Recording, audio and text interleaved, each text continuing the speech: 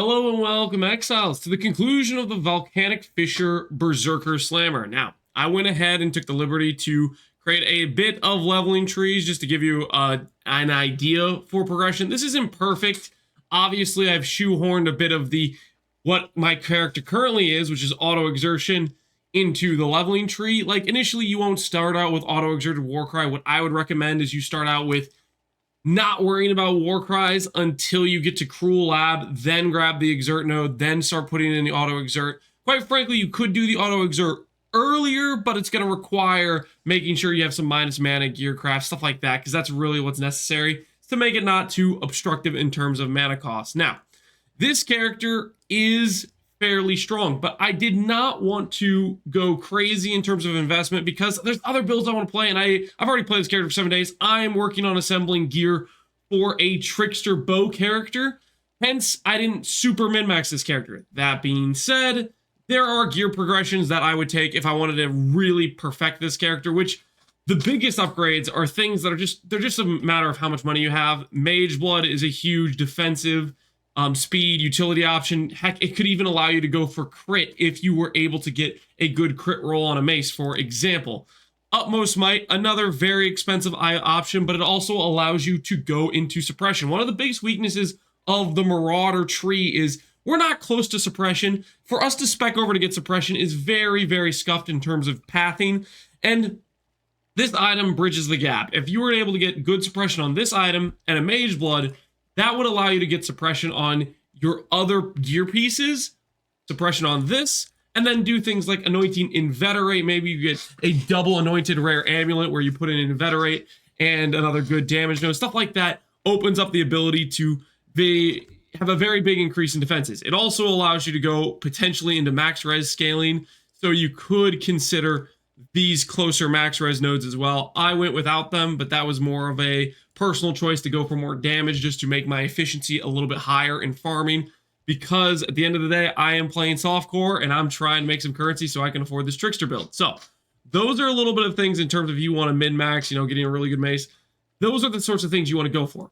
I did not go for them personally, but you can go for them. You could even go for Purity of Fire, Sublime Vision, Full Fire Conversion, stuff like that.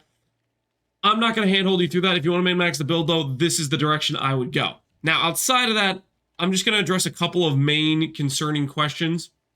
If you want to start the build, but you can't afford Untiring because it's very strong for the build, but it got bought up and it's low supply, so it became very expensive. You can play the character with Echoes of Creation without that, but the main thing you need is about 60,000 armor, which if you have about a 4K or higher armor chest piece and you follow the tree we have here, you will hit that. You need Generic Leech, which I would highly recommend. You just get a tattoo of the Blood Drinker, Kitava Blood Drinker tattoo, and that's Generic Leech. One thing I forgot last video is that when I swapped all my damage to Elemental Conversion, I originally was having Fizz Leech from this wheel here, and that no longer is the case because I don't really deal much Fizz damage. So you want this tattoo here for the Generic Leech to account for that. And then also Warcry CDR, basically as many tattoos as you can fit in the tree. If I got another strength roll on like a ring or something, I would have added 5 more of those tattoos. Warcry CDR is damage because effectively you're balancing your attacks per second with how many Intimidating Cries can match up with that, because the Intimidating Cry is double damage, so whenever you proc that, you're getting harder and harder hits. So the more CDR you can fit into the tree is ideal. So I don't have maxed out CDR. For example, we have strength nodes here that could be tattooed. I have a strength node here that could be tattooed.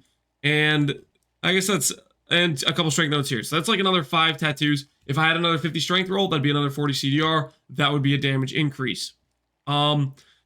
Last but not least, Macecraft. Had a lot of people ask about Macecrafting. It's basically, I would just get an okay fracture, try to go for like maybe a T3 attack speed or a low level hybrid fizz, maybe a T5, T4 hybrid fizz, maybe a T2 flat, maybe a T3 or higher % regular fizz. And then you want to follow that up with either Jagged Fossil Spam or Deafening Essence of Contempt, going for specifically targeting the prefixes first. For example, last video, my mace did not have good attack speed. I just had benchcrafted attack speed and some accuracy I didn't need because I was going Resolute Technique.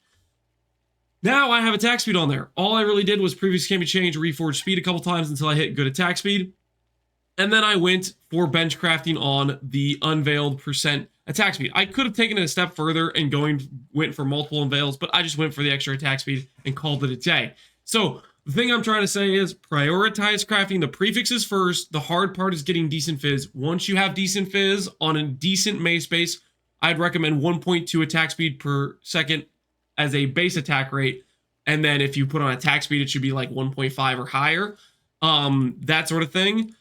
That is where you want to do. Target the prefixes first, and then follow up trying to do speed on the suffixes, or an unveil, or a bench craft type of thing. All right. And if you're starting out on a budget, don't try to copy the gear I have here. The gear I have here is going to probably be too expensive. If you're just like, you're literally starting the league fresh, you have no currency at all, look at my league starter setups, look at day 2, look at day 1. The gear I had there was super scuffed gear that was just basically designed to be cheap and strong for the price. I was doing things like Vol's Visions, Calm's Heart, Immortal Flush. These are items that are like few chaos items, but they give a decent amount of power. Eventually, though, the rare gear is a lot more important to have good rare gear, but you can't do that until you have currency, and you need to farm that currency somehow, so look at those budget setups if that's what you want to do. All right. Overall, my review of the character is 10 out of 10 damage for the investment. It's probably a 6 or a 7 for me in terms of defenses. The defenses were a bit too lacking in terms of elemental spells because we didn't really have suppress. We didn't have that easy access point. Utmost Might would fix that, but that's just more investment that I didn't want to take into the character. And then outside of that, our sustain was very good with the self-hit, Divine Judgment, and Tiring. That stuff worked fantastically. I'm very happy with the character's clear speed. You hit once, it goes and auto-targets enemies around and explodes. Very fun. Can recommend. So yeah, that's the overview of the character. I led with some clips of the character clearing a few different things. We'll end with doing, I guess, a showcase of an Uber.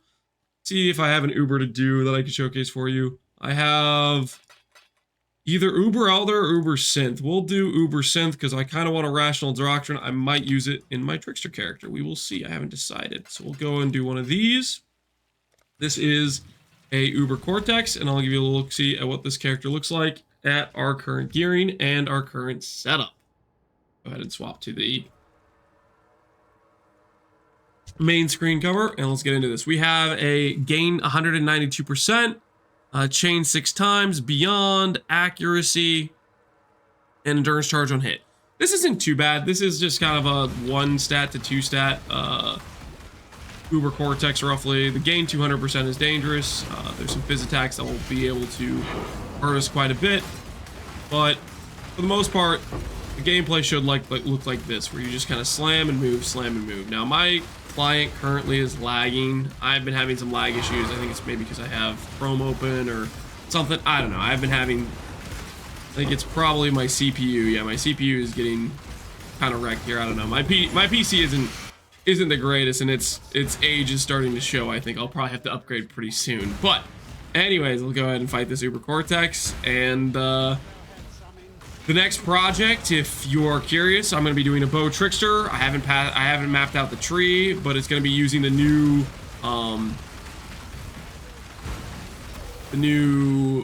ES gain cold as extra damage bow mod. I'm going to combine that with the Instack synth implicit you can get on bows, and we'll see how that turns out. So this is what it looks like fighting Uber bosses. Most of them, your DPS just is complete overkill, and you will just shred them. But it's a pretty chill little time. Our defenses, biggest weakness is spells in Deathball phases. Right now, suppressed we don't have, and that's where, for example, I'm fighting Uber Shaper with about 4 balls. If I get hit by 4 balls in the Deathball phase, right in quick succession, I will die. Maybe if I proc my Molten Shell, I might survive it, but when he goes into ball phase, I can't fortify off of him, so I lose that defensive layer. And then on top of that, if I'm slamming to continue my regen from Untiring, for example, I will be losing my visual clarity, and it's a lot harder to see the ball phases when I have all these like Volcanic Fissures going off, because they do have a pretty loud visual effect, I would say. Shred those guys real quick. And then we'll move on to the final phase, and we'll pop our Berserk for that. I guess this thing is going to keep doing stuff no matter what. I don't know how that works. Okay, final 2 bosses. Those guys down quickly. And that is an Uber Cortex. For the most part, that's how pretty much all Ubers go. The biggest thing you have in danger here is because the defense is kind of a 6-hour-7, is we're lacking the ability to easily survive ball phases without having to play them a little bit mechanically correct, which I'm not great at, and I'm sure a lot of you would fall in the same category as myself, is basically just getting hit by everything. And yeah, anyways, that is the Berserker Volcanic Fissure. Hopefully you guys have enjoyed the journey of League Start to where we got to now. And hope you look forward to our next project, which the next project is probably going to be my super high end. I'm going to invest a lot into it. I'm going to commit a lot of time to setting it up well project. And I'll do daily. I don't know about daily, but I'll do multiple uploads for the progress. We'll see how the character turns out. I don't know if it's going to be good or not, but yeah, that is the plan. Hopefully you guys enjoyed this little journey. And as always, take care, Exiles, and peace out. Have a good one.